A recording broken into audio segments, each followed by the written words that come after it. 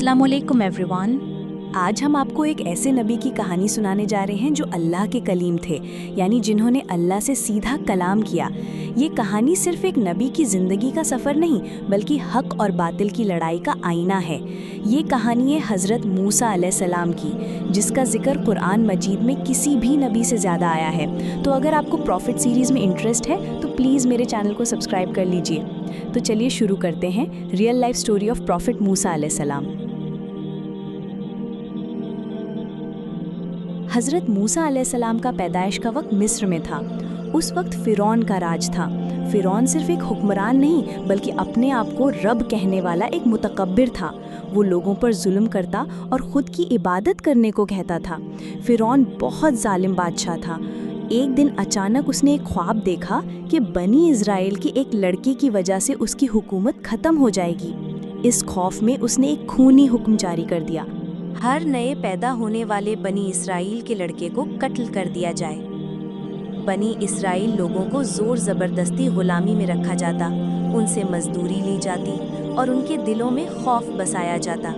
एक दिन लोगों ने मशवरा किया और फ़िरौन तक ये बात पहुंचाई कि अगर ऐसे ही हम बनी इस्राइल के लड़कों को कत्ल करते रहेंगे तो कोई मर्द नहीं बचेगा और हम फिर काम किससे लेंगे। फ़िरौन ने इस बात पर गौर किया और जुल्म को बदल दिया गया। अब एक साल पैदा हुए बेटों को कत्ल कर दिया जाएगा और दूसरे साल पैदा हुए बेटों को छोड़ दिया जाएगा। जब मूसा अलैहिस्सलाम के भाई हारून अलैहिस्सलाम की पैदाइश का वक्त आया तो वो साल कत्ल का नहीं बल्कि कत्ल ना करने का था। इस वजह से हारून अलैहिस्सलाम को छोड़ दिया गया। पर जब मूसा अलैहिस्सलाम की पैदाइश का वक्त आया तो वो साल कत्ल करने वाला था। उनकी वालिदा ने अपने बच्चे के लिए दुआ की। अल्लाह ने उनके दिल में इल्हाम डाला, इसे एक संदूक यानी बास्केट में रखकर दरिया में छोड़ दो, घबराना मत, हम इसे तुम्हें वापस लौटा देंगे। हज़रत मूसा अलैहिस्सलाम की वालिदा ने ऐसा ही किया। ये दरिया नील का पानी मूसा अलैहिस्सलाम को लेकर फ़िरौन के महल के किनारे ले आया। वहाँ फ़िरौन की बीवी आसिया, जो एक मोमिना थी, ने मूसा अलैहिस्सलाम को देखा। उनका दिल पिघल गया। उन्होंने कहा, ये हमारे लिए आंखों की ठंडक है, इसे कत्ल ना करो, हम इसको अपना बेटा बना लेते हैं। अल्लाह का कुदरती प्लान देखिए, जिसे फ़िरौन कत्ल करना चाहता था वही उसके घर में पलने लगा। मूसा अलैहिस्सलाम महल में बड़े हुए, लेकिन उनका दिल बनी इज़राइल के दर्द से जुड़ा रहा। एक दिन उन्होंने देखा कि एक मिस्री एक बनी इज़राइली को जुल्म कर रहा है। मूसा अलैहिस्सलाम ने जुल्म रोकने के लिए एक मुक्का मारा, लेकिन गलती से वो आदमी मर गया। मूसा अलैहिस्सलाम का इरादा कत्ल का नहीं था। इस वाक़े का पता लगते ही फ़िरौन ने उनके कत्ल का हुक्म दे दिया, पर उससे पहले ही अल्लाह ने मूसा अलैहिस्सलाम तक ये पैगाम पहुंचा दिया, मूसा यहाँ से निकल जाओ, ये लोग तुम्हें मारने वाले हैं। मूसा अलैहिस्सलाम ने रात के अंधेरे में मिस्र छोड़ दिया। दिनों का सफ़र करके वो मदियन पहुँचे। वहाँ एक कुएं के पास उन्होंने दो लड़कियों को देखा जो भीड़ से अलग अपने जानवरों को पानी पिलाने का इंतज़ार कर रही थीं। मूसा अलैहिस्सलाम ने उनकी मदद की। पता चला कि वो हज़रत शुएब अलैहिस्सलाम की बेटियां थीं। शुएब अलैहिस्सलाम ने मूसा अलैहिस्सलाम को अपनी एक बेटी का निकाह का ऑफ़र दिया, शर्त ये कि मूसा अलैहिस्सलाम कुछ साल उनके साथ काम करें। मूसा अलैहिस्सलाम ने यह ऑफ़र कबूल किया और कुछ साल मदियन में गुजारे। एक दिन मूसा अलैहिस्सलाम अपने घर वालों के साथ सफ़र कर रहे थे जब उन्होंने तावे की तरफ एक रोशनी देखी। जब वो रोशनी के पास पहुँचे तो एक पैगाम आया, मूसा, मैं तुम्हारा रब हूँ, अपनी चप्पल उतार दो, तुम मुक़द्दस वादी में हो। अल्लाह ने उन्हें नबूवत दी, उनके हाथ में मौजज़े रखे।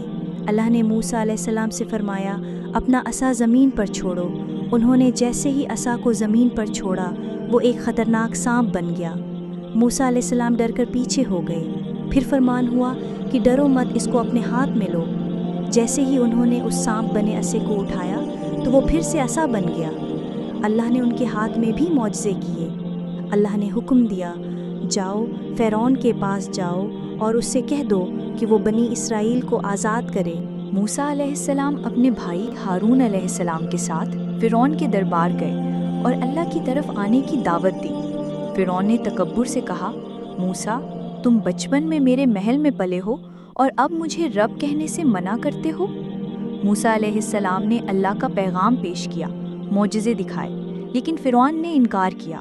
اس نے جادوگر بلائے، لیکن اللہ کے معجزے ان کے جادو پر بھاری پڑ گئے۔ بہت سے جادوگر ایمان لے آئے۔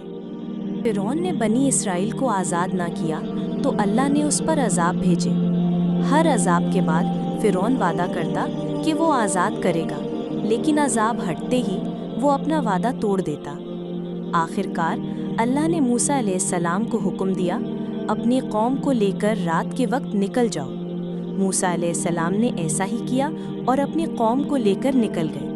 پر جب فرعون کو پتہ چلا تو وہ بھی اپنی فوج کے ساتھ ان کے پیچھے آ گیا۔ سمندر کے کنارے لوگ گھبرا گئے اور کہنے لگے، ہم تو پکڑے گئے۔ موسیٰ علیہ السلام نے یقین سے کہا، میرا رب میرے ساتھ ہے، وہ مجھے راستہ دکھائے گا۔ موسیٰ علیہ السلام نے اپنی عصا سمندر پر ماری، سمندر 2 حصوں میں بٹ گیا، دونوں طرف پانی کی دیواریں بن گئیں، بیچ میں سوکھا راستہ۔ بنی اسرائیل گزر گئے، پر جب فرعون اور اس کی فوج اندر آئے تو پانی واپس اپنی جگہ پر لوٹ آیا اور فرعون ڈوب گیا۔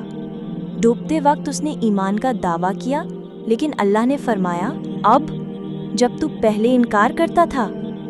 اللہ نے فرمایا، ہم تیری لاش کو تیرے بعد آنے والے لوگوں کے لیے نشانی بنا کر رکھے گا، اور ٹھیک ویسا ہی ہوا۔ 1898 میں فرعون کی لاش اسے سمندر میں ملی جہاں اس کو ڈبایا گیا تھا، اور وہ آج بھی مصر کے ایک میوزیم میں موجود ہے، اور ہم آج بھی فرعون کی لاش کو دیکھ سکتے ہیں۔ آزادی کے بعد بھی بنی اسرائیل نے موسیٰ علیہ السلام کو بہت ستایا۔ انہوں نے بچھڑے کی پوجا کی، اللہ کے احکام کی نافرمانی کی اور بار بار شکایت کی۔ موسیٰ علیہ السلام نے صبر سے ان کی رہنمائی کی۔ اللہ نے ان کو توراہ عطا کی۔ حضرت موسیٰ علیہ السلام کی کہانی ہمیں یہ سکھاتی ہے کہ ظلم کے سامنے ایمان اور یقین سے کھڑے ہونا چاہیے، چاہے دشمن کتنا بھی طاقتور ہو۔ اللہ کے ساتھ ہونے کا مطلب ہے کہ جیت آخرت میں ہماری ہی ہے۔ تو یہ تھا حضرت موسیٰ علیہ السلام کا واقعہ۔ آپ نیکسٹ کون سے پروفٹ کی سٹوری سننا چاہتے ہیں، پلیز کامنٹ کر کے بتائیے، اور اگر آپ کو پروفٹ سیریز میں انٹرسٹ ہے تو پلیز میرے چینل کو سبسکرائب کر لیجئے۔ دس از می ادیبہ کشش سائننگ آف۔